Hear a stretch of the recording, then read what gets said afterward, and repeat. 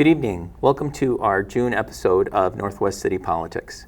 Today we're going to be speaking with Mayor April Graves of Brooklyn Center, and we're very fortunate to have her here.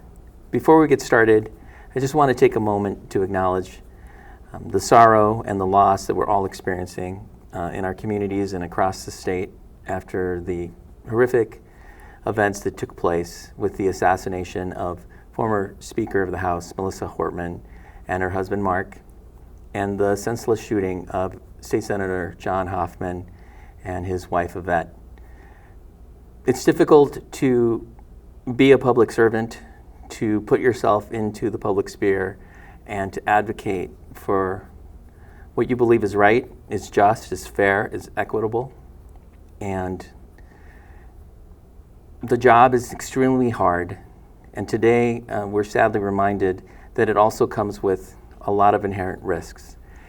We won't spend too much time talking about the events or the perpetrator. We will talk about our friends.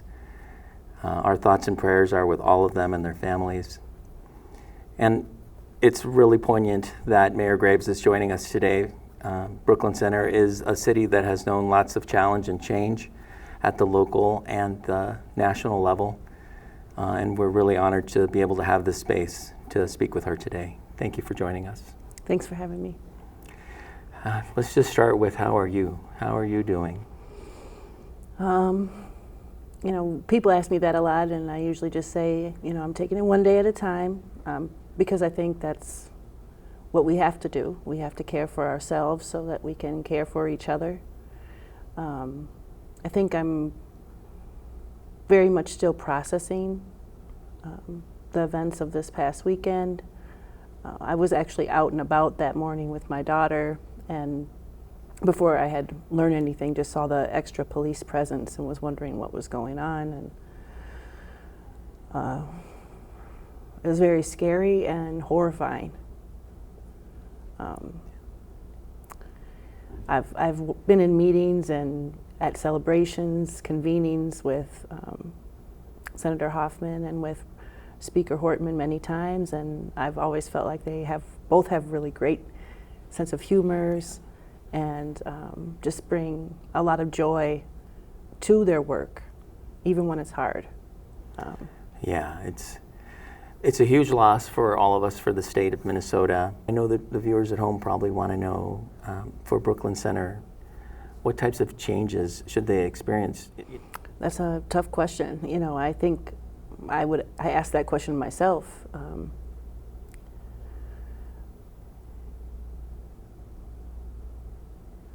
I don't think I have the answers, but I think that we definitely need to have the conversation, not just with staff and with the council, but with the community as well, to come up with solutions, because I do think that there's always been struggles with communication, both internally within the city enterprise and also externally to the community and vice versa, the community to the council or to the staff. So, and there's mechanisms in place to try to maintain ethics and things like that make sense. But I think that the solutions to some of the issues that we're facing are not solutions that can just be held by one department or one body, but needs to be held by the collective.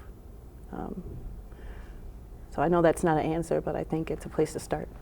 I think it's an excellent place to begin, right? Just recognizing the challenges, and that, there's probably viewers at home who are worried now. They were worried before, now they're even more worried when someone comes to their home. And I know law enforcement is saying that if you have any questions, you should call 911. You should not just open the door, let someone who's saying that they're law enforcement or dressed like law enforcement, appear to be law enforcement, just come into your home. And in a lot of communities, that's going to be very difficult to resolve. Even myself, I live in neighboring New Hope, and it's just really changed the way I think about my own family's safety. And how I feel about certain things and steps that I now almost feel compelled to take that go against a lot of what I would want in interactions with law enforcement. But then being a public official, right? And we have seen violence in all settings. I'm sure that there will be discussions and probably involving the community, but also the council as to how do we balance public access with safety of our council members and of our mayors. And I mean, we've had some discussions about that already after some fairly contentious meetings. When we've had civil unrest and things like that. Some of us have gotten some threats in the past. I've never personally gotten extra security, but I definitely have had a lot of friends and family members reach out and ask me because they know I'm not married and that I'm definitely a peacemaker rather than a peace breaker. Sure. And definitely, I even had someone just tell me, hey, I don't care if you feel like you need me or not, I'm going to sit outside your house and keep an eye on your house for you. And I said, okay, thank you. Yeah, and well, we obviously want you to be safe. We need you to continue to lead the city of Brooklyn Center. You've done a tremendous job leading probably one of the most diverse cities in the state of Minnesota, I would say by many counts. And you've always led with equality and inclusiveness.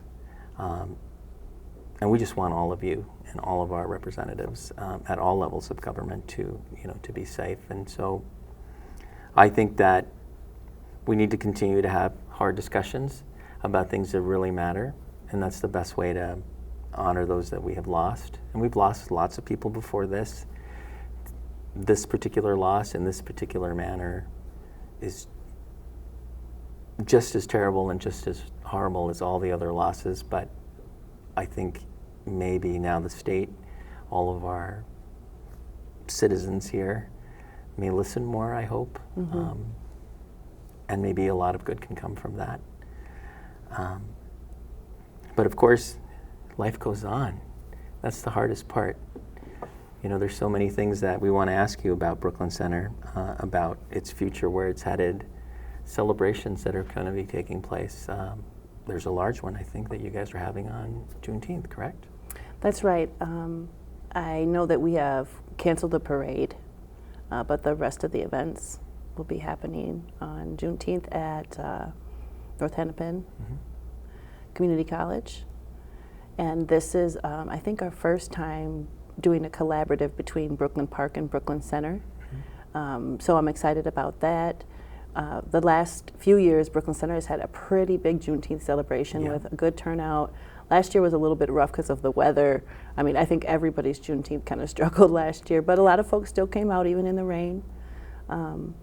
So I'm grateful that we're able to continue the tradition of having a Juneteenth. So I think this is the third or fourth Juneteenth Brooklyn Center has actually participated and provided an event for community to come to. And even though the budget's been really tight and there's had to been some cuts to things like community celebrations or movies in the park, that we're still able to offer the opportunity for our community members to come out and celebrate and learn about the importance of Juneteenth. That's excellent. Yeah, we are all looking forward to celebrating that day. And I think I looked at the forecast. It's going to be a nice day. Might be a little hot, but it'll be nice to get out there on Thursday, right? Yeah. Saturday. Saturday. Oh, Yeah. Saturday. I'm already jumping the days. Juneteenth, the holiday is Thursday, but the celebration is Saturday. And there's also a golf tournament on Friday at the Brooklyn Center golf course. Okay. Yeah, actually Saturday it's going to be 90-degree weather, so it'll be really nice and warm. Nice and warm for sure. You mentioned the budget briefly, right? And so we are living and operating everywhere in some pretty, constraints around funding. Has there been any material impacts, or do you foresee or expect, or are you preparing for any impacts because of federal funding cuts or losses, or any things of that nature? Not too bad. I mean, I think most of where there might be still some question and concern would be around some of the federal infrastructure funds that we've had for big projects with streets and potentially, some of our maintenance to city buildings. But I think in general, the city doesn't depend a whole lot on, general operating of the city on federal funds. And we do know that local government aid is in a good place. So we depend, I think, a little bit more on that. Mm-hmm. And so, I think there's just this overall feeling of that, times are hard. Yeah. Brooklyn Center has not a huge budget, but some real big urban issues. And so that's always been a struggle in Brooklyn Center. But I think even more so now, folks were just starting to kind of recover from COVID slowly. And now, some of the economy, inflation, these tariffs, and also people losing their jobs. Yeah. A lot more people than we've seen in a while. And in many ways, preventable. So we know that times are hard for our community members, and we don't want to overburden them. We also know that there's essential services that we provide, so we just have to be really good stewards of the community's tax dollars. Yeah, and it was quite challenging because there's a lot of uncertainty, a lot of displacement, and I know that there's some big projects, I believe. Keep me honest now. 252, is that correct? That's one of the projects that... It's a big project. Yeah. It's currently in the environmental review stage, the EIS. Mm-hmm. And so MnDOT has been hosting some community meetings to get input around that. One of the frustrations that's been a concern of the Brooklyn Center City Council and many community members from the beginning is that all of the different alternatives that MnDOT has decided is worth studying are freeway options, and then the option to basically do nothing. Now, I think everybody agrees that 252 is not a safe corridor. There's way too many crashes there. There's way too many fatal crashes there. We all agree on that, but we don't necessarily all agree on the best way to address the issue. Mm-hmm. We also don't necessarily have all of the data that we need to make a fully informed decision. Even if you convert things, I think the premise of MnDOT's argument in not including a non-freeway option like an expressway is that, removing the lights creates, more smooth flow of traffic. Right. But it also was projected to increase traffic by tens of thousands of cars. And there's already a lot of backup of cars during rush hour, not just on 252, but on 94 and 694, going both directions. And if there's more cars, then there's more exhaust. Right. And we're already in census tract with some of the highest asthma rates. So we don't really know what that projected traffic or that extra exhaust is going to do to people's air quality.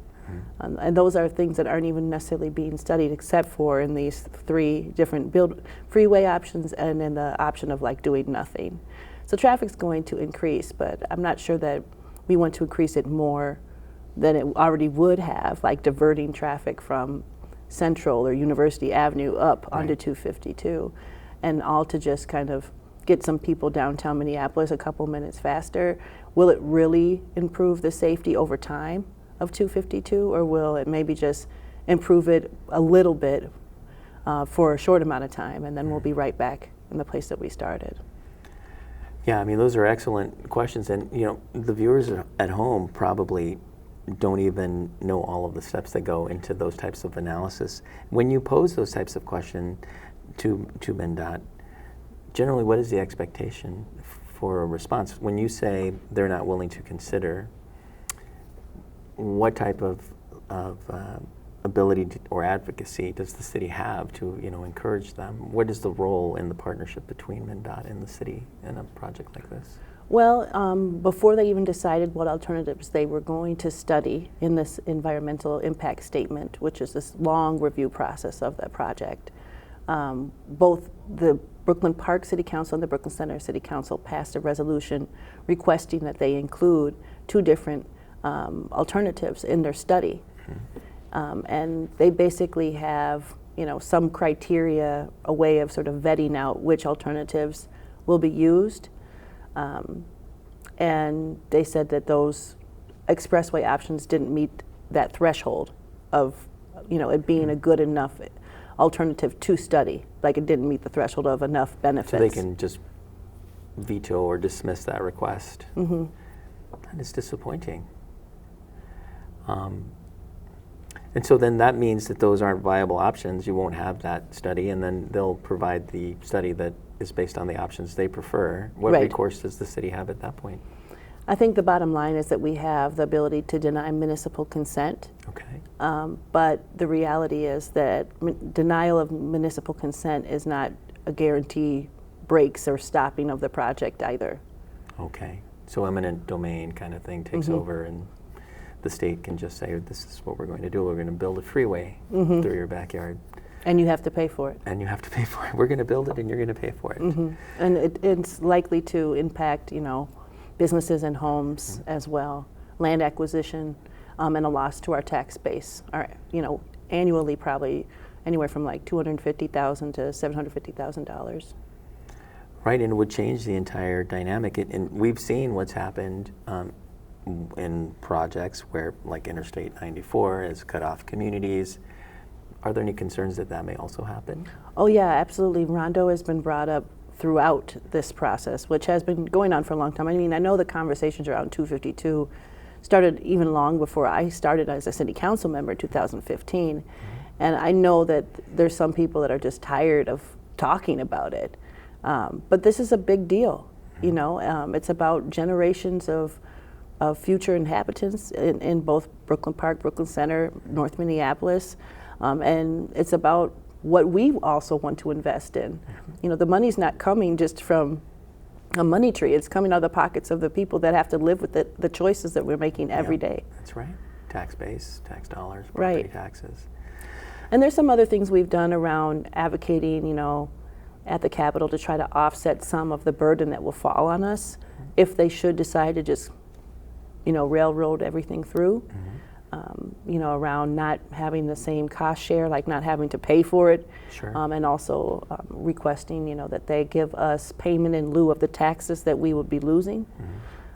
As a couple, as a couple examples. We've talked a little bit about displacement and things like that, but we're very much still in the study stage, and a lot of the time. You just never really feel like you have the information that you need, and then it feels like the decisions are already made.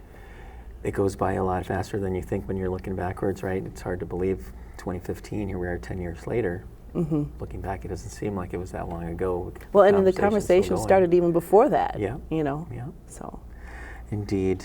And, well, I mean, and that's one of the key things. It's hard to plan with that level of uncertainty for that piece of infrastructure that could reshape a lot of the city. Absolutely. But still planning continues, right? And there's still opportunities for growth and business development. And community input. Okay. So after the environmental study is published, there'll be like a public commentary period? And I believe they're actually in a period right now where they're receiving public comment. There's a couple different work groups that they've commissioned to help inform the process, So I remain optimistic and hopeful because the alternative isn't, I don't think, any more helpful than staying optimistic. Right. I do think that there's some good staff at MnDOT that have been good at communicating with the council and with community members and making time to learn about the lived experience of the people that are really along that corridor. But, the final outcome remains to be seen. Right. Well, we'll keep watching and monitoring and, invite you back to have more updates, encourage people to participate. That's one of the things we try to do in our show, is let people know how they can get involved in their local city government. This sounds like a great opportunity for people to take advantage of the public comment period. What other opportunities exist in the City of Brooklyn Center for residents to become involved on commissions or within the city itself? Yeah, we have multiple different city commissions, park and recreation, housing, finance. We have our charter commission, our planning commission, crime prevention board or committee. I'm not sure which one that is. It's a little bit different. Recently, we finally were able to pass a resolution to create our Public Safety and Violence Prevention Commission, so there'll be those positions opening soon. And I'll be, working with the council to make appointments to that.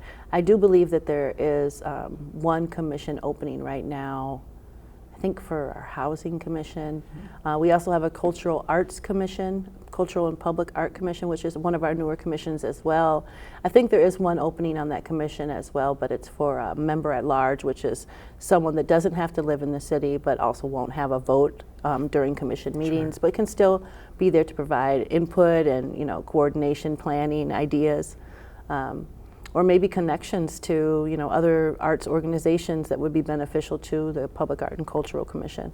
Yeah. We also have Sister City Commission, so there's lots of ways to get involved. I probably am forgetting some too. We have the Brooklyn Bridge Alliance with Youth, and I'm the co-chair for that, Brooklyn Bridge Alliance with Youth, with Commissioner Lundy, our Hennepin County Commissioner. Then we also have the Northwest Tourism Board. So there's so many different ways. CCX. Right, the Northwest Suburbs Cable Communication Commission, yeah, exactly. And I think that's a great reflection of really the diversity of the city of Brooklyn Center, and the fact that you guys, I think, have probably the highest number of opportunities and commission-based opportunities for residents than we see with a lot of our surrounding cities.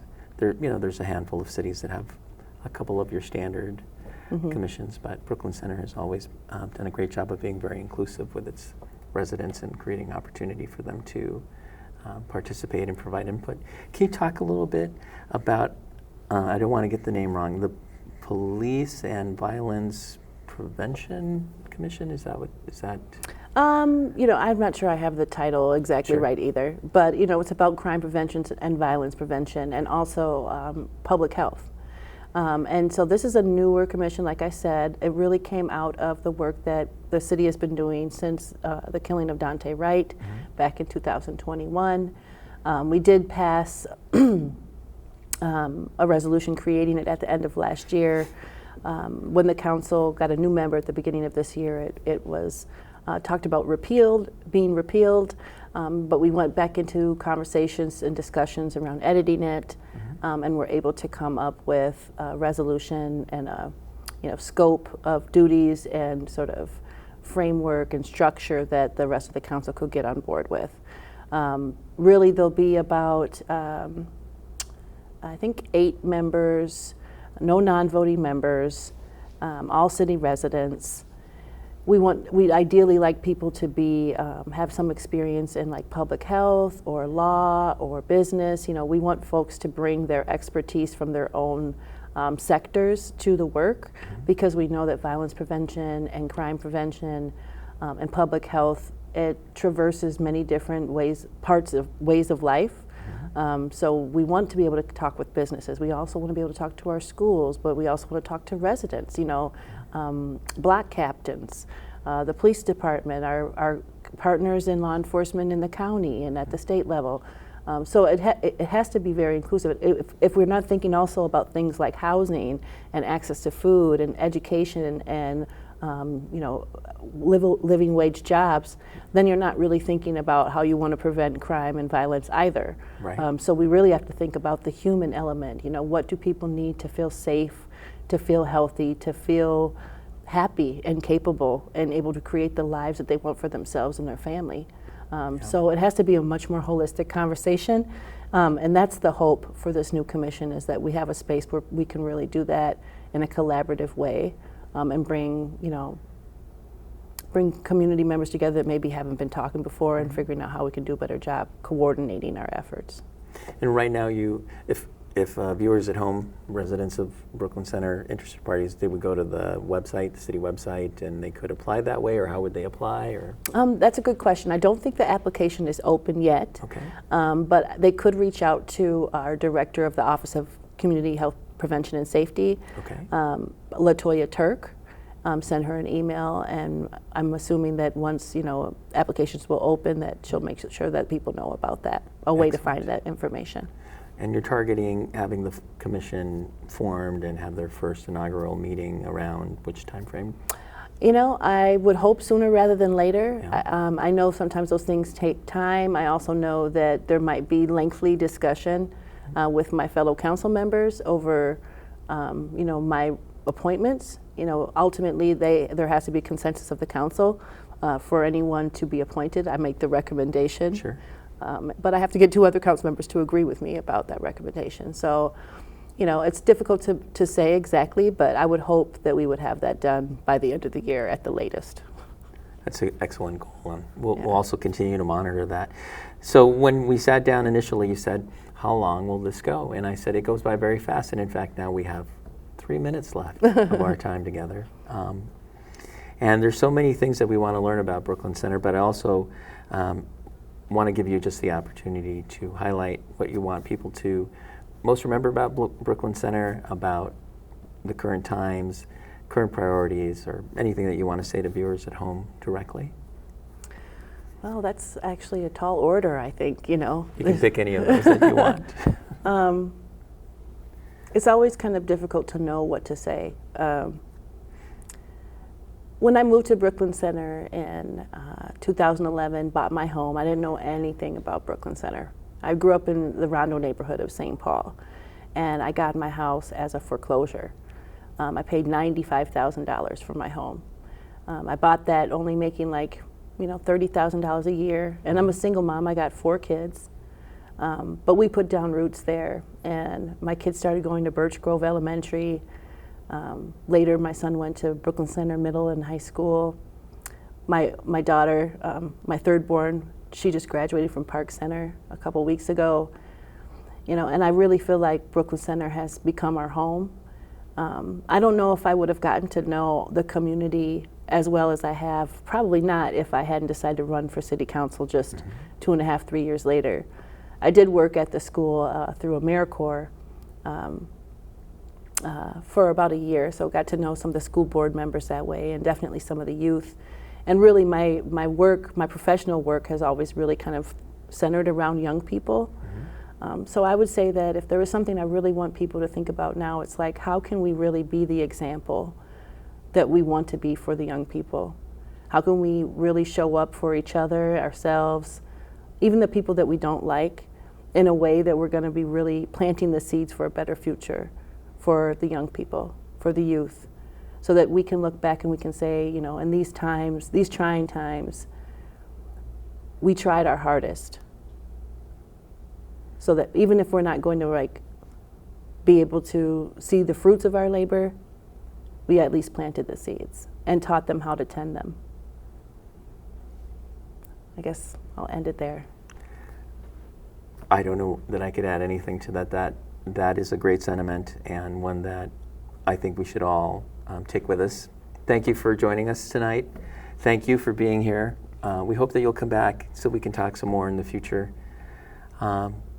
Please take care of each other, and thanks again for tuning in. Be well and be safe. Good night.